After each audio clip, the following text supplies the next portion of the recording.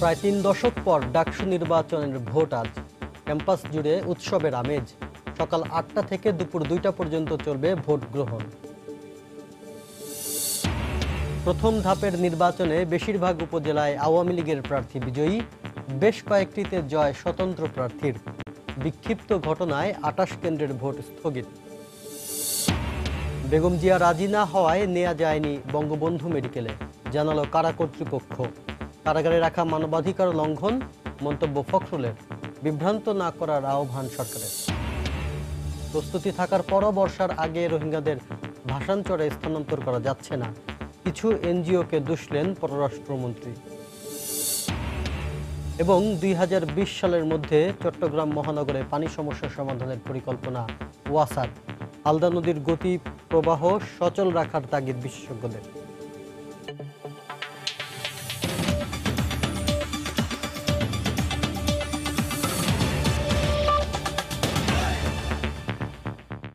দেখছিলেন শিরোনাম। বাংলা সময়ে সঙ্গে আছি আমি শাফিন জাহিদ। প্রায় ৩ দশক পর হতে যাওয়া ডাকসু ও হল সংসদ নির্বাচনের জন্য প্রস্তুত ঢাকা বিশ্ববিদ্যালয়। সকাল ৮টা থেকে দুপুর ২টা পর্যন্ত চলবে ভোট গ্রহণ। সুষ্ঠু ও গ্রহণযোগ্য নির্বাচনের প্রতিশ্রুতি দিয়েছে বিশ্ববিদ্যালয় কর্তৃপক্ষ। এদিকে নিজেদের ভোটাধিকার প্রয়োগ করতে মুখিয়ে আছেন শিক্ষার্থীরা। রোববার বিকেলের মধ্যেই প্রত্যেক হলে পৌঁছে দেওয়া হয় ব্যালট বক্স, ব্যালট পেপার সহ নির্বাচনের সব সরঞ্জাম। হলগুলোতে বিশাল জায়গা জুড়ে তৈরি করা হয়েছে বুথ। বিশেষভাবে সক্ষম ভোটারদের জন্য রাখা হয়েছে আলাদা বুথ। একজন শিক্ষার্থী ডাকসুতে 25টি এবং হল সংসদে 13টি ভোট দিতে পারবেন। কি প্রক্রিয়ায় ভোট দিতে হবে তা ব্যাখ্যা করলেন মহসিন হলের প্রাধ্যক্ষ। ডাকসুর জন্য আমরা 3টি ব্যালট পেপার দিব, যেহেতু আমাদের অনেক প্রার্থীর সংখ্যা অনেক বেশি। আর হল সংসদের জন্য একটি ব্যালট পেপার দেবো। 2টা পর্যন্ত একটানা ভোট চলবে। এর মধ্যে আমাদের প্রিমিজের ভিতরে যদি 2টার পরেও যদি আমাদের কোনো ভোটার থাকে, আমরা তাদেরও ভোট গ্রহণ করবো। সেটা যদি রাত্রে 8টাও বাজে 10টাও বাজে, আমরা একটানা ভোট চালিয়ে যাব।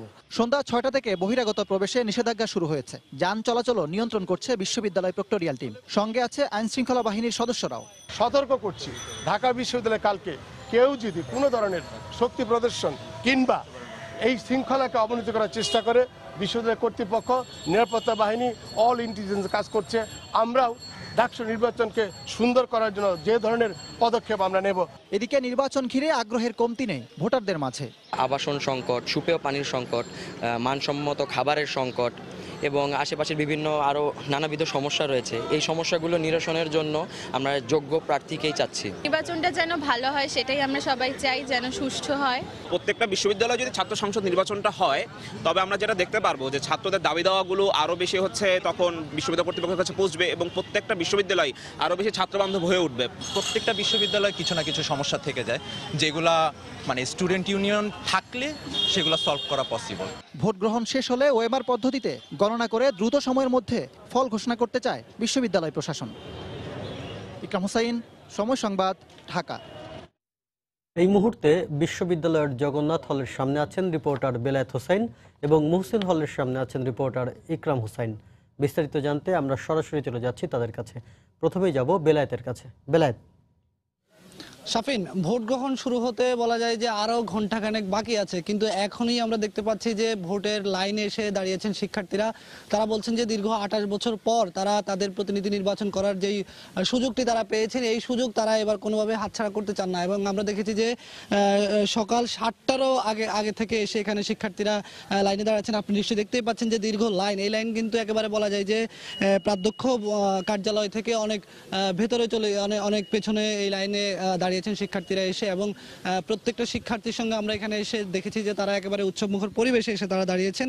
এবং পাশাপাশি আমরা এটা দেখতে পাচ্ছি যে এখনো যারা প্রার্থী রয়েছেন বা প্রার্থীদের প্রতিনিধিরা রয়েছেন, তারাও কিন্তু এসে শিক্ষার্থীদের সঙ্গে একেবারে শেষ মুহূর্তে এসে তাদের ভোট দেওয়ার আবেদনটি করছেন। আপনি দেখতেই পাচ্ছেন যে এখন ছাত্রলীগের পক্ষ থেকে ছাত্রলীগের নির্বাচন পরিচালনা কমিটির যিনি প্রধান, তিনি এসে শিক্ষার্থীদের সঙ্গে কথা বলেছেন। পাশাপাশি অন্য যেই ছাত্র সংগঠনগুলো আছে, সেই ছাত্র সংগঠনগুলোর নেতাকর্মী কর্মীদেরকেও আমরা দেখতে পাচ্ছি যে হলের আশেপাশে অবস্থান করছেন।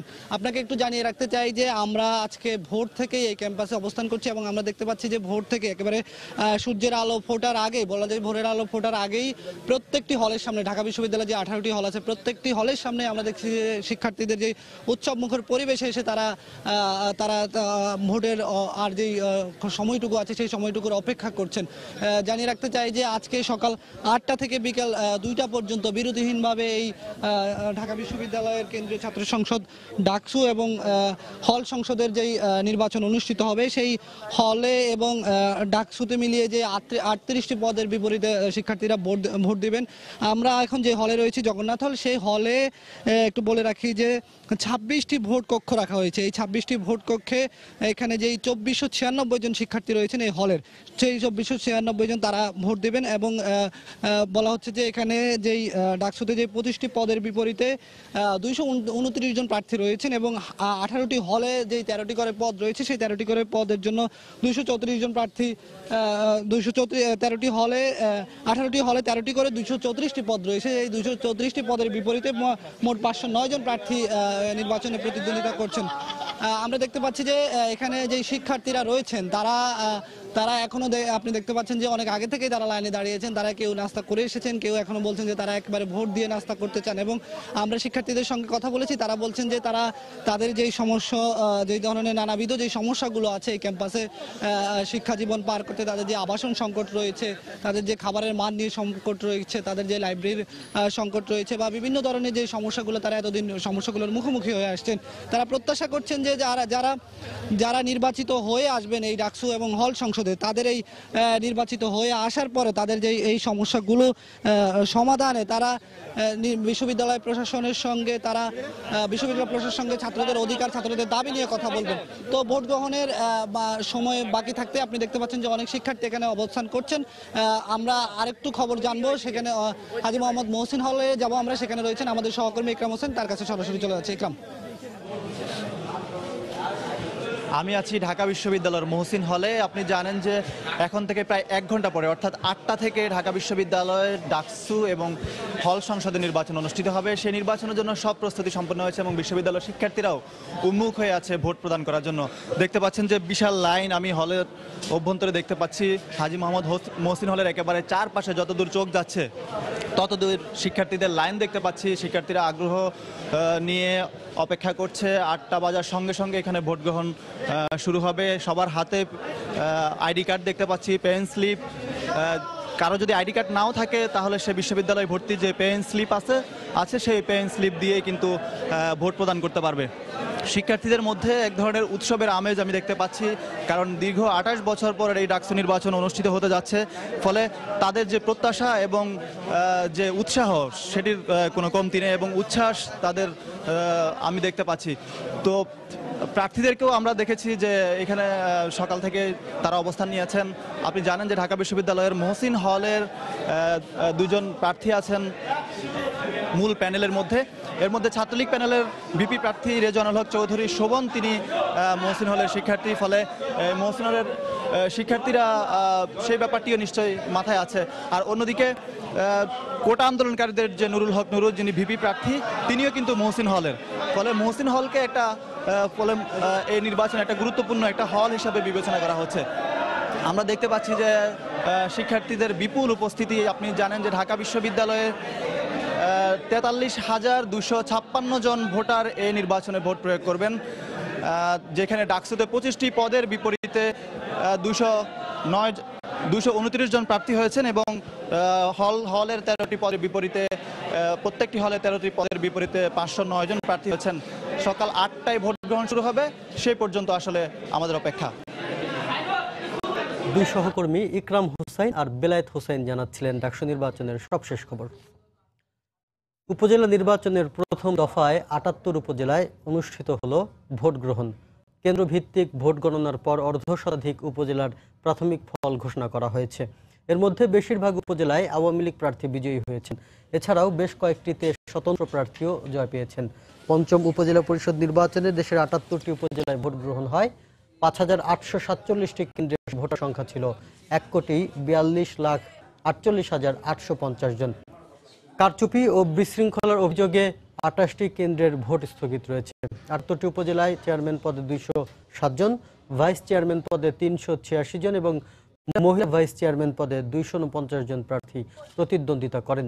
এর মধ্যে বিনা প্রতিদ্বন্দ্বিতায় চেয়ারম্যান পদে ১৯ জন, ভাইস চেয়ারম্যান পদে ৬ জন এবং মহিলা ভাইস চেয়ারম্যান পদে ৭ জন নির্বাচিত হয়েছেন। প্রথম ধাপের উপজেলা নির্বাচনে ভোটার উপস্থিতি নিয়ে সন্তোষ প্রকাশ করেছে নির্বাচন কমিশন। গতকাল বিকেলে ইসি সচিবালয়ে ভোট গ্রহণ পরবর্তী সংবাদ সম্মেলনে কমিশন সচিব হেলালুদ্দিন আহমদ বলেন, অনিয়মের কারণে ২৮ কেন্দ্রের ভোট স্থগিত করা হয়েছে। ৭৮টি উপজেলার মধ্যে ৫,৮৪৭টি কেন্দ্রে এই নির্বাচন অনুষ্ঠিত হয়েছে। তার মধ্যে ২৮টি কেন্দ্রে বিভিন্ন অনিয়মের কারণে কেন্দ্রগুলো বাতিল করা হয়েছে। ভোটারদের উপস্থিতির ব্যাপারে আমরা যতটুকু জেনেছি যে মোটামুটি সন্তোষজনক এবং শতকরা হারগুলো কিন্তু আমাদের কাছে এখনো সেভাবে তথ্যটা আসেনি। বাংলা সময়ে আরও থাকছে। টাঙ্গাইলে মৌলানা ভাসানী বিজ্ঞান ও প্রযুক্তি বিশ্ববিদ্যালয়ে র্যাগিংয়ের ঘটনায় ছাত্রলীগ নেতাসহ ৬ জন সাময়িক বহিষ্কার, স্থায়ীভাবে বহিষ্কারের দাবিতে বিক্ষোভ। BNP chairperson Begum Khaleda Zia Bangabandhu medical বিশ্ববিদ্যালয় হাসপাতালে চিকিৎসা নিতে অনীহা প্রকাশ করায় স্বাস্থ্য পরীক্ষার জন্য গতকাল তাকে হাসপাতালে নেওয়া সম্ভব হয়নি। এ তথ্য জানিয়েছেন হাসপাতালের পরিচালক। বিএনপিপন্থী চিকিৎসক সংগঠন ড্যাবের নেতারা জানিয়েছেন, বেগম জিয়া ইউনাইটেড হাসপাতালে চিকিৎসা নিতে ইচ্ছুক। চিকিৎসার জন্য বিএনপি চেয়ারপারসন বেগম খালেদা জিয়াকে আনার জন্য রোববার সকাল থেকে নিরাপত্তা জোরদার করা হয় নাজিমউদ্দিন রোডের পুরাতন কারাগার এলাকায়। প্রস্তুতি নেয় কারা কর্তৃপক্ষ। একই রকম নিরাপত্তা ব্যবস্থা ছিল বঙ্গবন্ধু শেখ মুজিব মেডিকেল বিশ্ববিদ্যালয় হাসপাতাল ঘিরে। কেবিন ব্লকের ৬২২ নম্বর কক্ষটি প্রস্তুত করা হয় বেগম জিয়ার জন্য, কিন্তু বেলা ১টার কিছু আগে প্রত্যাহার করে নেওয়া হয় হাসপাতাল ঘিরে বাড়তি নিরাপত্তা। গণমাধ্যমের সঙ্গে কথা বলেন হাসপাতালের পরিচালক, জানান আসছেন না বেগম জিয়া। বেগম খালেদা জিয়ার এখানে আসার কথা ছিল, তো উনি আজকে আসবেন না।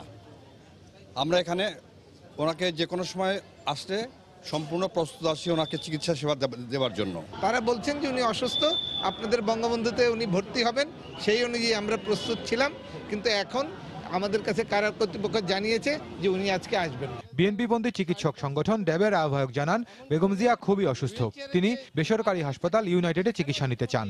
ওনার যে ইচ্ছা এবং বেশ কিছুদিন আগে যে বিশেষজ্ঞ টিম গেছিল ডক্টর প্রফেসর AFM সিদ্দিকীর নেতৃত্বে, ওনারাও কিন্তু স্পষ্টভাবে বলছিল যে ওনাকে ইউনাইটেড হাসপাতালে ভর্তি করতে, কারণ ইউনাইটেড হাসপাতালে উনি সবসময় চিকিৎসা নিয়ে থাকেন। উনি বিশেষায়িত একটা হসপিটালে গেলে তার ব্যক্তিগত চিকিৎসকের সাথে বাংলাদেশের সেরা চিকিৎসকদের সমন্বয়ে একটি মেডিকেল বোর্ড, সুন্দর একটি মেডিকেল বোর্ড করে তার মাধ্যমে উনি চিকিৎসা নিতে চাচ্ছেন বলে আমি মনে করছি। গেল সপ্তাহে বেগম জিয়ার সুচিকিৎসার দাবি করে স্বরাষ্ট্রমন্ত্রীর সঙ্গে দেখা করেন বিএনপির মহাসচিব মির্জা ফখরুল ইসলাম আলমগীর সহ দলটির ৬ জন নেতা। কারাগারে যাওয়ার পর এর আগেও বিভিন্ন সময় বেগম জিয়াকে বঙ্গবন্ধু শেখ মুজিব মেডিকেলে চিকিৎসা সেবা দেওয়া হয়। খান মোহাম্মদ রুমেল, সময় সংবাদ, ঢাকা। এদিকে বিএনপি মহাসচিব মির্জা ফখরুল ইসলাম আলমগীর জানিয়েছেন, বেগম খালেদা জিয়া অসুস্থ, তিনি সোজা হয়ে বসতে পারছেন না। গতকাল সকালে ঢাকা রিপোর্টার্স ইউনিটিতে এক অনুষ্ঠানে একথা বলেন তিনি। মির্জা ফখরুল বলেন, অসুস্থ বেগম জিয়াকে কারাগারে রাখা মানবাধিকার লঙ্ঘন। দেশনেত্রী বেগম খালেদা জিয়া কারাগারে অত্যন্ত অসুস্থ। তিনি এত অসুস্থ যে তিনি এখন সোজা হয়ে বসতে পারেন না।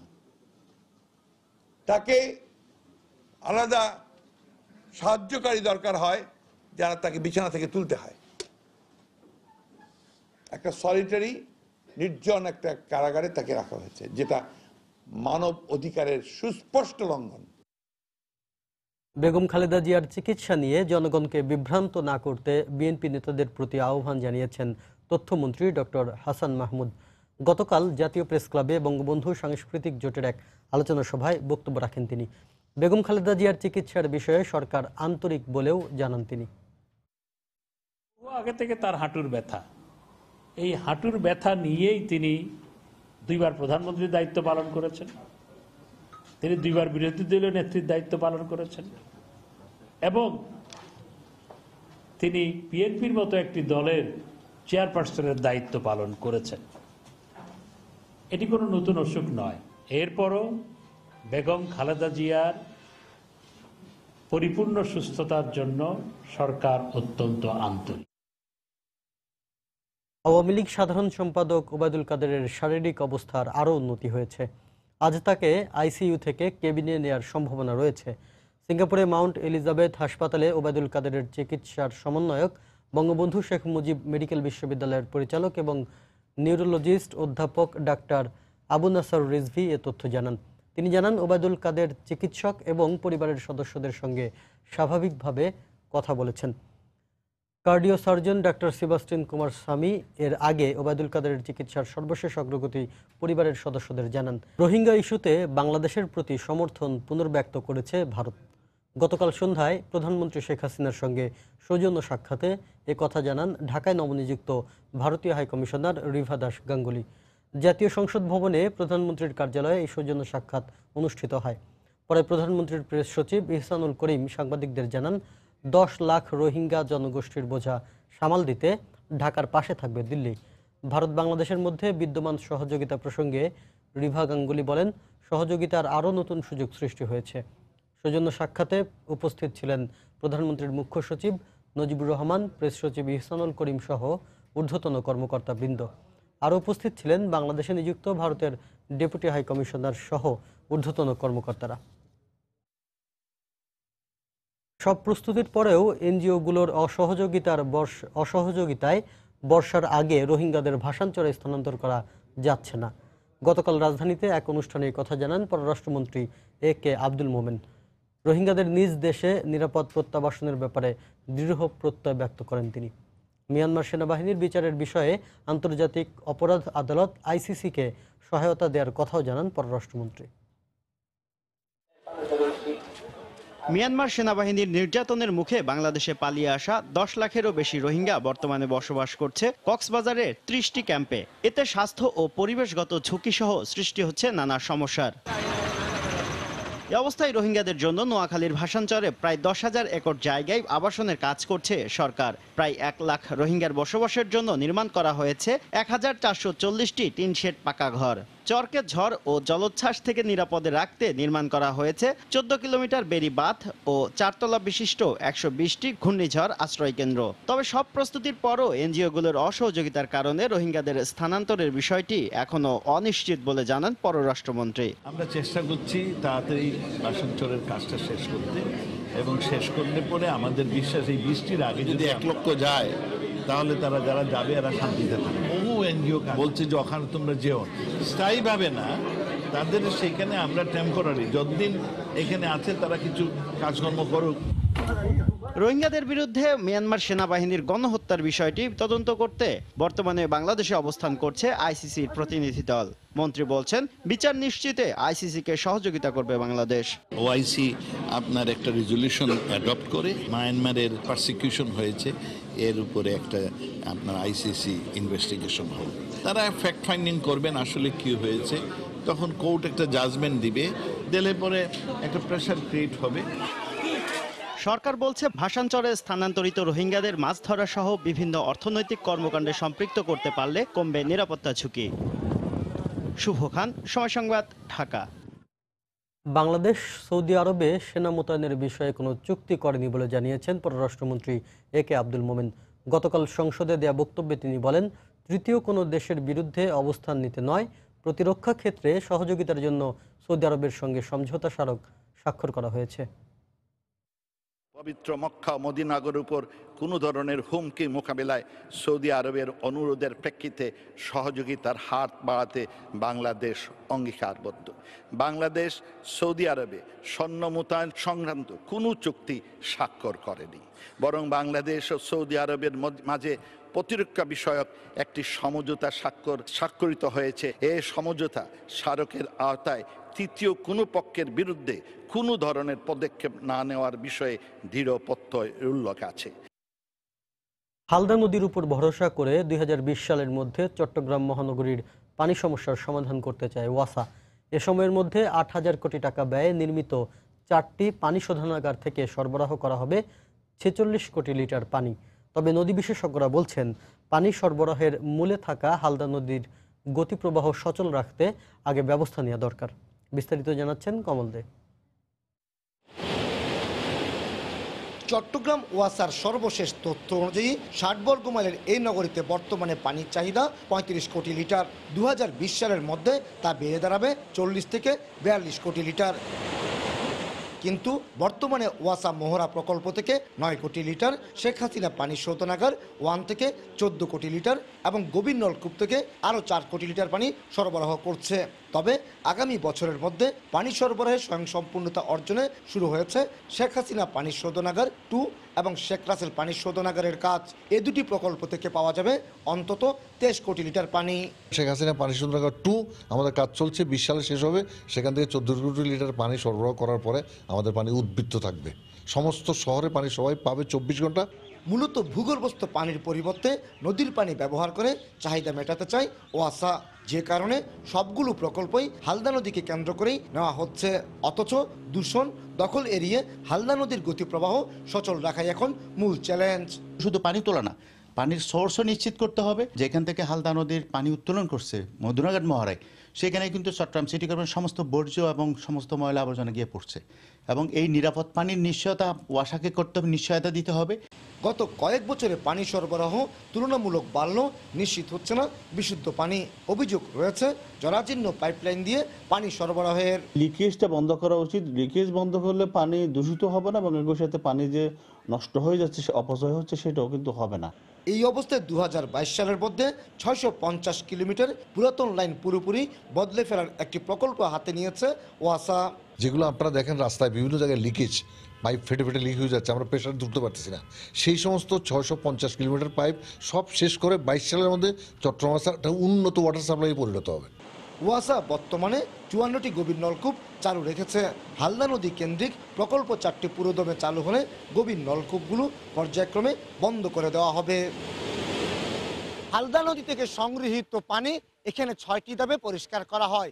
এরপর আরও 2 ধাপে কেমিক্যাল মিশিয়ে পানি পরিষ্কারের পর চূড়ান্ত পরীক্ষা শেষে পাঠানো হচ্ছে গ্রাহকদের কাছে।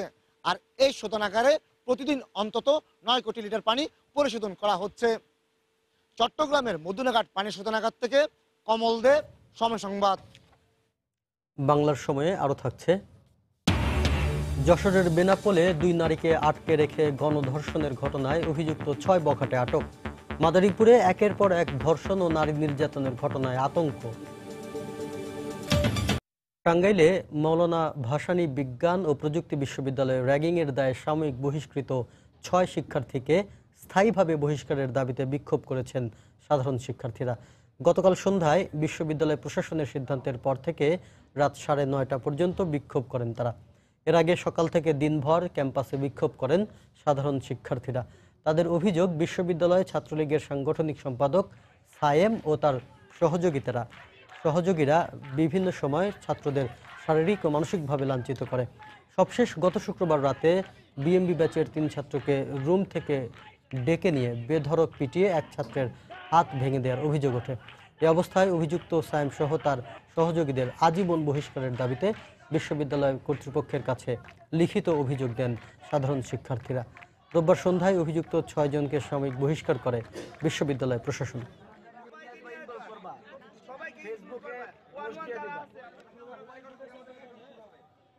স্থায়ী বহিষ্কার করতে হলে একটু সময় লাগে।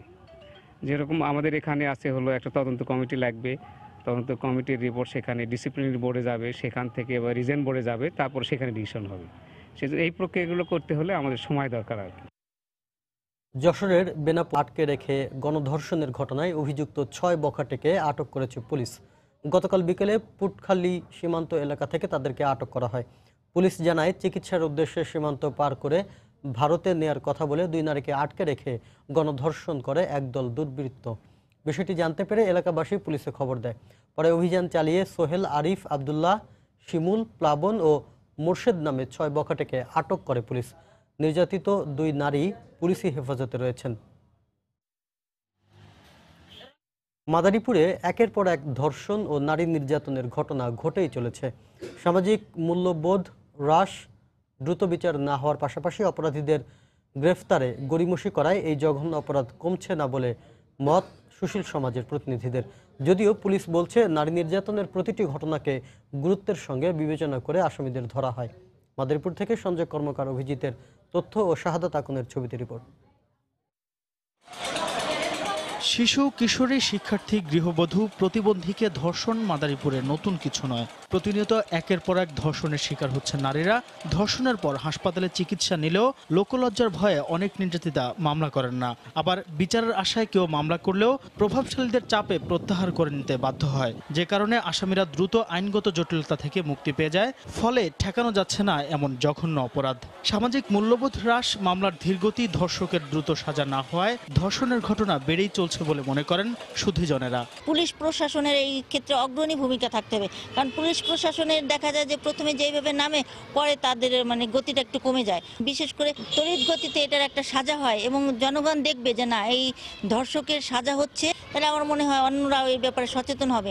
ধর্ষণ ও নারী নির্যাতন কমাতে সুশীল সমাজ ও অভিভাবকদের পাশাপাশি জনপ্রতিনিধিদের জোরালো ভূমিকা রাখার আহ্বান নারী নেত্রীদের। ধর্ষণের ব্যাপারে আমি মনে করি সকলে একসাথে কাজ করা উচিত, সেই সাথে জনপ্রতিনিধিদের আরো বেশি করে কাজ করা উচিত। যুব সমাজরা তারা কোথায় সন্ধ্যার পরে মিশে কাদের সাথে মেলামেশা করে, অভিভাবকদেরও চিন্তা করা উচিত এবং গুরুত্বের সাথে দেখা উচিত। অবশ্য জেলা পুলিশের শীর্ষ কর্মকর্তার দাবি, এসব ঘটনায় আসামি ধরতে তৎপর রয়েছে পুলিশ। যে কোনো ঘটনা হলে সেটা ধর্ষণজনিত হোক বা হত্যাজনিত হোক, এটা একেবারে স্পেশালি আলাদা ব্যবস্থা নিয়েই করি। 2018 সালে জেলায় 5টি মামলায় 45টি ধর্ষণ ও 137টি নারী ও শিশু নির্যাতন মামলা হয়েছে। আর আদালতে এসব মামলার সংখ্যা সবচেয়ে বেশি। সময় সংবাদ, মাদারীপুর। নারায়ণগঞ্জে বুড়িগঙ্গা নদীতে মালবাহী ট্রলারের ধাক্কায় একটি যাত্রীবাহী ট্রলার ডুবির ঘটনায় 15 জন আহত হয়েছেন। এ ঘটনায় নিখোঁজ রয়েছেন একজন। গতরাতে ফতুল্লার ধর্মগঞ্জ এলাকায় এই দুর্ঘটনা ঘটে। ফায়ার সার্ভিস জানায়, ঢাকার কেরানীগঞ্জ থেকে 51 জন যাত্রী নিয়ে একটি ট্রলার নারায়ণগঞ্জের ফতুল্লার পাগলাঘাটের দিকে যাচ্ছিল। ধর্মগঞ্জ এলাকায় পৌঁছালে সদরঘাট থেকে ছেড়ে যাওয়া তাকওয়া নামের একটি মালবাহী ট্রলার সেটিকে ধাক্কা দিলে ডুবে যায়। এ সময় বেশিরভাগ যাত্রী সাঁতরে তীরে উঠতে পারলেও একজন নিখোঁজ হন। আহত 15 জনকে স্থানীয় বেশ কয়েকটি হাসপাতালে ভর্তি করা হয়। নিখোঁজ সঞ্জয় নামের ওই ব্যক্তিকে উদ্ধারে কাজ করছে ফায়ার সার্ভিসের ডুবুরি দল। বিভিন্ন এনজিও সংস্থার দখলে কক্সবাজারে পর্যটন কর্পোরেশনের হোটেল মোটেলগুলো। এতে বিরূপ প্রতিক্রিয়া সৃষ্টি হচ্ছে কক্সবাজার বেড়াতে আসা পর্যটকদের মধ্যে। সচেতন মহল বলছে, এতে পর্যটন শিল্পের ক্ষতি হচ্ছে। তবে পর্যটন শিল্পের উন্নয়ন ও পর্যটকদের সুবিধার্থে দ্রুত এ ব্যাপারে ব্যবস্থা নেওয়া হবে বলে জানিয়েছেন বেসামরিক বিমান পরিবহন ও পর্যটন মন্ত্রণালয়ের সংসদীয় স্থায়ী কমিটির সদস্য। সুজাউদ্দিন রুবেলের তথ্য ও মোহাম্মদ ফরাজের ছবি নিয়ে রিপোর্ট। বিশ্বের দীর্ঘতম সমুদ্র সৈকত কক্সবাজার, যা দেখার জন্য দেশি বিদেশি পর্যটকরা ভিড় করেন এখানে। পর্যটন শিল্পের উন্নয়ন ও পর্যটকদের রাত্রি যাপনের সুবিধার্থে পর্যটন কর্পোরেশন নির্মাণ করে মোটেল প্রবাল, উপল, লাবণী ও হোটেল শৈবাল। এছাড়াও ভাড়া তুলনামূলক কম হওয়ার পাশাপাশি সাগরের খুব কাছাকাছি হওয়ায় পর্যটকদের কাছে হোটেল মোটেলগুলো জনপ্রিয়। কিন্তু এখন পর্যন্ত পর্যটন কর্পোরেশনের এই হোটেল মোটেলগুলোতে পর্যটকদের থাকার ব্যবস্থা নেই। গত 1.5 বছর এসব হোটেল মোটেলগুলো ভাড়া দেয়া হয়েছে বিদেশি এনজিও সংস্থাকে। ফলে বিপাকে পড়ছেন পর্যটকরা। পর্যটক কর্পোরেশনের হোটেলে থাকার জন্য, কিন্তু এখানে এসে দেখি আমাদের হোটেলে বুকিং নেই। আমরা এসে বেসরকারি ওইখানে থাকতে হচ্ছে, তার ওইখানে টাকা খরচ বেশি যাচ্ছে আমাদের। প্রবেলটা ভালো একটা জিনিস, ওখানে যাব, থাকবো, আরামাইসে থাকবো, কিন্তু এখানে আমার গেট থেকে বের করে দিয়েছে, এখানে আপনার আন্তর্জাতিক সংস্থানে দিয়ে দেওয়া হয়েছে। সচেতন মহল বলছে, পর্যটনে উন্নয়নমুখী না হয়ে উল্টো পর্যটন বিমুখ আচরণ করছে পর্যটন কর্পোরেশন। পর্যটন কর্পোরেশন পর্যটনের উন্নয়নের যে ভূমিকা রাখা দরকার, ইদানিং তারা সেই দায়িত্ব থেকে সরে যাচ্ছে। পর্যটনের যে হোটেল মোটেলগুলো আছে সেগুলোই এখন এনজিওদের কাছে ভাড়া দিয়ে পর্যটন বিমুখ তাদের আচরণ শুরু করেছে। তবে বেসামরিক বিমান পরিবহন ও পর্যটন মন্ত্রণালয়ের সংসদীয় স্থায়ী কমিটির সদস্য জানান, পর্যটন শিল্পের উন্নয়ন ও পর্যটকদের সুবিধার্থে দ্রুত এই ব্যাপারে পর্যটন কর্পোরেশন ব্যবস্থা নেবে। রোহিঙ্গা ইস্যুর সমাধান হয়ে গেলে এগুলি ঠিকই পর্যটন শিল্পের জন্য এই মোটেলগুলি ঠিকই আগের মতোই যথাযথ পর্যটনদের থাকার জন্য ব্যবহৃত হবে। পর্যটন কর্পোরেশনের এই 4টি হোটেল ও মোটেলে 500-রও বেশি পর্যটকের থাকার ব্যবস্থা রয়েছে। সময় সংবাদ, কক্সবাজার। জাতীয় পর্যায়ে গৌরবোজ্জ্বল ও কৃতিত্বপূর্ণ অবদানের স্বীকৃতি হিসেবে কথা সাহিত্যিক হাসান আজিজুল হক, চিত্রশিল্পী মুর্তজা বশির, মুক্তিযুদ্ধ বিষয়ক মন্ত্রী আ.ক.ম মোজাম্মেল হক সহ আরও বিশিষ্ট ব্যক্তি ও প্রতিষ্ঠান 2019 সালের স্বাধীনতা পুরস্কার পাচ্ছেন। গতকাল দুপুরে মন্ত্রিপরিষদ বিভাগের সংবাদ বিজ্ঞপ্তিতে স্বাধীনতা পুরস্কারের জন্য মনোনীতদের তালিকা প্রকাশ করা হয়। স্বাধীনতা ও মুক্তিযুদ্ধে অবদানের জন্য শহীদ বুদ্ধিজীবী মোফাজ্জল হায়দার চৌধুরী মরণোত্তর, শহীদ এটিএম জাফর আলম মরণোত্তর, আব্দুল খালেক মরণোত্তর, অধ্যাপক মোহাম্মদ খালেদ মরণোত্তর, ইঞ্জিনিয়ার মোশাররফ হোসেন, ডাক্তার কাজী মিসবাহুন নাহার, চিকিৎসায় ব্রিগেডিয়ার জেনারেল ডাক্তার নুরুন্নাহার ফাতেমা বেগম, সমাজসেবায় ডক্টর কাজী খলিকুজ্জামান আহমদ, গবেষণা ও প্রশিক্ষণে অধ্যাপক ডক্টর হাসিনা খান, বিজ্ঞান ও প্রযুক্তিতে বাংলাদেশ পরমাণু কৃষি গবেষণা ইনস্টিটিউট এই পুরস্কার পাচ্ছে। আগামী 25শে মার্চ প্রধানমন্ত্রী এই পদক তুলে দেবেন। টাঙ্গাইলে প্রাথমিক বিদ্যালয়ের সহকারী শিক্ষকদের দ্বিতীয় শ্রেণীর মর্যাদার দাবিতে মানববন্ধন করেছেন শিক্ষকরা।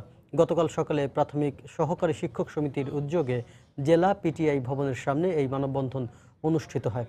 শিক্ষকরা বলেন, বেতন বৈষম্য নিরসনের দাবিতে দীর্ঘদিন ধরেই আন্দোলন করে আসছেন তারা। এ সময় প্রশিক্ষণপ্রাপ্ত সহকারী শিক্ষকদের মর্যাদা দ্বিতীয় শ্রেণীতে উন্নীত করা ও বেতন বৈষম্য দূরীকরণ সহ 4 দফা দ্রুত মেনে নেওয়ার দাবি জানান তারা।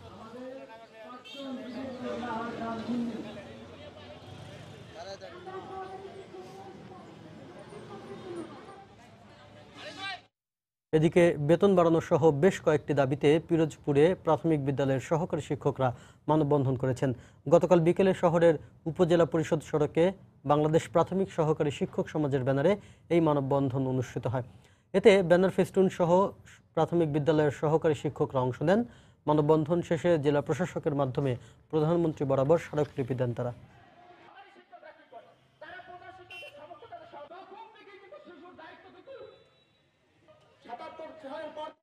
দেশের বিভিন্ন স্থানে সাংবাদিকদের উপর হামলা ও নির্যাতনের প্রতিবাদে বরিশালে মানববন্ধন অনুষ্ঠিত হয়েছে।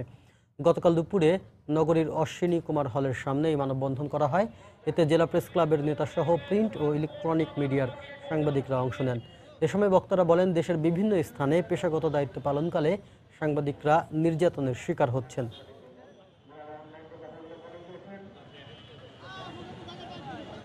নার্সিং ও কারিগরি এক নয়, নার্সদের মর্যাদা বহাল চাই, এমন স্লোগানে ভোলায় মানববন্ধন করেছেন নার্সিং শিক্ষার্থীরা।